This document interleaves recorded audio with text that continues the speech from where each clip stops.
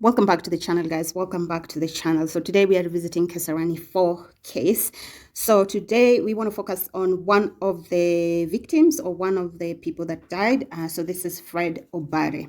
Fred Obare's body was found in Magadi while the rest of the bodies were found in Kijabe Forest.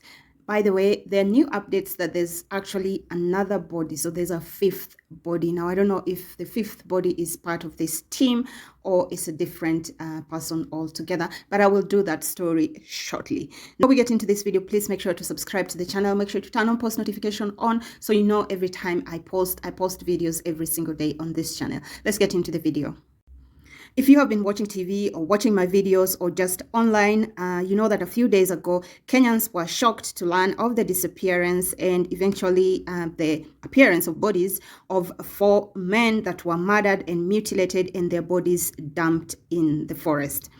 Now, these 4 people were generally friends. They moved together. They did business together. Now, there has been allegations of fraud, cryptocurrency fraud, scamming fraud, and things like that.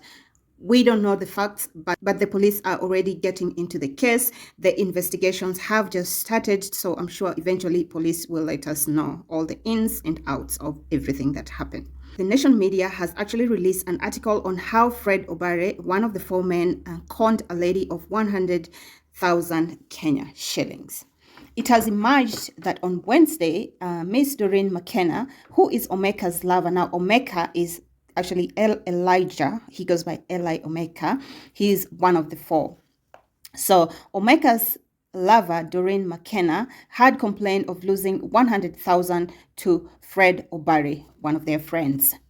According to statements by DCI detectives, McKenna had complained against Obare over 100,000 Kenya shillings academic writing account. According to the statements, Obare had agreed to pay the money since he was not in a position of getting another academic writing account, and I believe he wasn't able to fulfill the deal. Now, it's also emerging, police have actually reported this, that Obare had another case with them in which he was arrested by detectives at Kasarani and handed over to Ruiru police, but he settled out of court. It was again another cryptocurrency case, and it happened in May, allegedly. It's also being reported that Obare and Omeka worked closely together. Now, last Thursday, Obare left his home in Santon, Kasarani for Ruiru, where he was chasing another academic account deal. I really don't know what this academic writing account is. So if you know what academic writing account is, please, can you leave me a comment in the section? I'm assuming it's when somebody writes an academic paper on behalf of a university student. Is that what it means? I'm not 100% sure. If you know what academic writing account is, please leave me a comment down below. Now, Obare's wife, Stephanie Mburu, told detectives and family members that her husband had told her that he had been called by Miss McKenna and was to join her in making a report at Kasarani police station that her husband was missing. On Thursday evening, Miss McKenna called Miss Mburu to find out if her husband had arrived home, but in fact, he had not. According to Obare's brother, Finley Mokaya, Obare's phone was switched off at around 2:30 p.m., same time he went missing, and just moments after he spoke to Miss McKenna. And that was the last time they ever heard from him. It has also emerged that Miss Mburu had left the city to a known location and was not cooperating with the family anymore. The Nation media or Nation newspaper actually reached out to her, but she did not comment.